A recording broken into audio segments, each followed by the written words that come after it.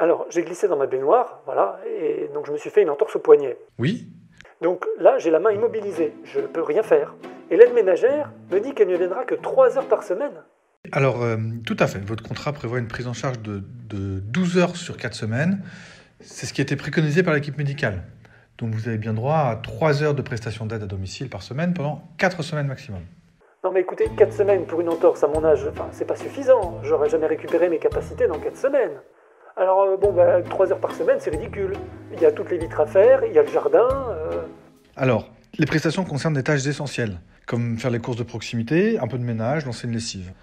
Mais la personne n'est pas là pour d'autres tâches non essentielles et non urgentes, comme passer la tondeuse.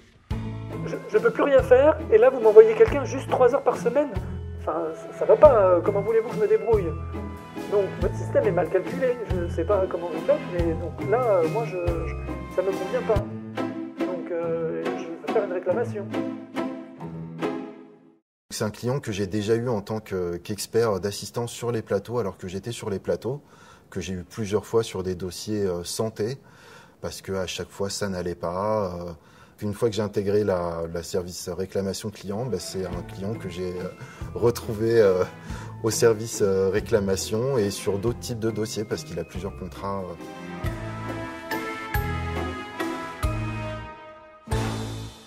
Je suis gestionnaire de relations clientèle. Mon métier consiste à traiter les dossiers à froid, en fait, les gens qui font des réclamations. Ça peut concerner des dossiers automobiles, médicaux, santé, habitation. Le fait qu'un client fasse une réclamation, c'est qu'il est arrivé quand même à un certain niveau d'insatisfaction. Il n'y a rien de plus désagréable que d'être insatisfait et de rester sur cette touche un petit peu amère. Donc nous, le but du jeu, c'est de pouvoir apporter une réponse. Quelqu'un qui sort d'une hospitalisation imprévue, qui a glissé sur le verglas et qui se retrouve hospitalisé, donc qui n'avait pas forcément prévu de faire le plein de courses ou des choses comme ça, et qui rentre chez soi et qui ne peut pas faire les courses, qui ne peut pas faire son ménage. Donc on peut avoir des réclamations liées au délai de mise en place des prestations qui normalement est très rapide, mais ça dépend encore une fois des prestataires, de la localisation, etc. Donc parfois ça peut prendre un petit peu plus que 48 heures, qui est le délai à peu près normal de mise en place d'une assistance à domicile. On peut avoir des réclamations liées aussi parfois à la qualité de l'intervention. Malheureusement ça peut arriver parce que le ménage n'est pas fait comme la personne voudrait que ce soit fait.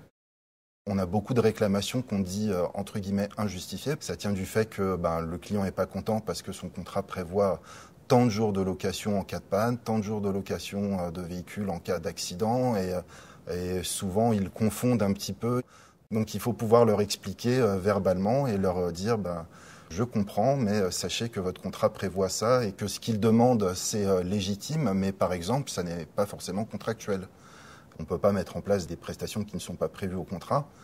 On a justement cette faculté, entre guillemets, de pouvoir vraiment analyser plus profondément que les plateaux les dossiers, tracer l'heure de l'appel, la demande du client, est-ce qu'il est en panne, accidenté, malade, où il se trouve, dans quel pays, est-ce que c'était un gros véhicule, est-ce qu'il tractait une remorque, qu'est-ce qu'on a fait pour lui, qu'est-ce qu'il a demandé, est-ce qu'il a demandé une dépanneuse, est-ce qu'il a demandé qu'on le rapatrie, combien de personnes ils sont. Parfois, il faut pouvoir démêler un petit peu le vrai du faux. On a des réclamations qui sont justifiées, on a des réclamations qui sont injustifiées, mais on a aussi des réclamations qui sont un peu filoutées. On se rend compte qu'il y a parfois des incohérences qui sont un peu graves. J'en ai eu une récemment sur une demande de prise en charge et un client m'a envoyé des justificatifs à rembourser et on s'est rendu compte que sur un billet de train, les dates ne correspondaient pas du tout avec la déclaration. Il y a un petit travail, on va dire, d'investigation.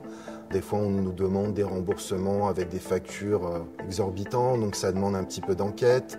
Il n'y a pas de numéro de SIRET, il n'y a pas de date de lieu de prise en charge. Il faut aller sur Google, il faut essayer de trouver le numéro de téléphone du prestataire. Voilà, donc j'ai eu un dossier récemment, effectivement, où le prestataire n'existait pas. L'idée, c'est de ne pas se faire filouter non plus. Moi, je me sens satisfait d'avoir bien traité une réclamation. C'est quand on a réussi à trouver un terrain d'entente. J'ai eu un dossier récemment où un technicien, en réparant un chauffage, a fait des petites brûlures de soudure sur le parquet, parce qu'il n'avait pas protégé le parquet avant de souder le cuivre sur le radiateur. Donc j'ai indemnisé le client. On a trouvé un accord, et il y a une espèce de négociation qui peut se mettre en place aussi avec le client pour pouvoir trouver un arrangement qui est correct pour le client et pour nous aussi. On traite aussi des réclamations lourdes, entre guillemets, suite à des assignations, parce que le service juridique va nous demander à nous principalement, et pas directement au plateau, des éléments de réponse pour synthétiser un petit peu ce qui s'est passé, pour pouvoir préparer une réponse, soit à l'avocat, soit au médiateur aussi. On travaille aussi beaucoup avec le médiateur de l'assurance. On a un dossier actuellement où on est assigné par un avocat. Et c'est un client qui a été infecté par la Covid-19, qui était en Afrique et qui a demandé à ce qu'on le rapatrie en France. Donc nous étions en train de mettre en place l'organisation liée à un rapatriement, c'est-à-dire que nos médecins ont besoin d'avoir des informations précises sur la pathologie du client, mais aussi sur son évolution de l'état de santé, parce que peut-être qu'un client peut être traité sur place, peut-être qu'il n'est pas transportable, donc ça prend du temps. Ce client était a priori en réanimation, donc dans le coma, et son frère a décidé par lui-même de ne pas attendre et de faire appel lui-même à un avionneur privé. Donc il nous a demandé, via son avocat, de lui rembourser les frais qu'il a engagés pour rapatrier son frère.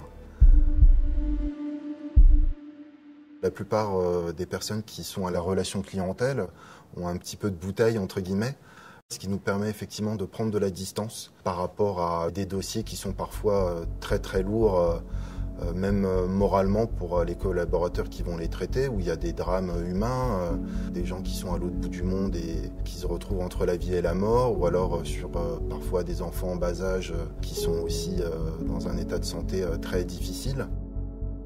Ce qu'on nous demande, c'est une analyse des dossiers, ce recul technique qui va nous permettre de mettre un peu nos sentiments de côté, même si on en a tous en tant que père, en tant que conjoint, en tant que... Voilà, on a tous un petit peu nos affinités sur certains dossiers, mais on nous demande à la GRC de ne pas prendre le parti du client ou de l'entreprise pour des raisons qui sont autres que les faits.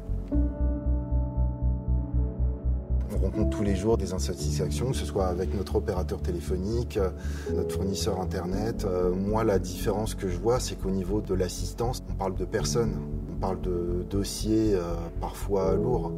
Voilà, il faut pouvoir absorber, on va dire, le stress du client. J'ai beaucoup appris sur mon self-control personnel et sur ma patience en général. Même à la maison, même avec mes enfants. Bon, si c'est un client, qu'est-ce que je dirais ou qu'est-ce que je ferais donc voilà, ça m'a beaucoup aidé sur ça, on va dire.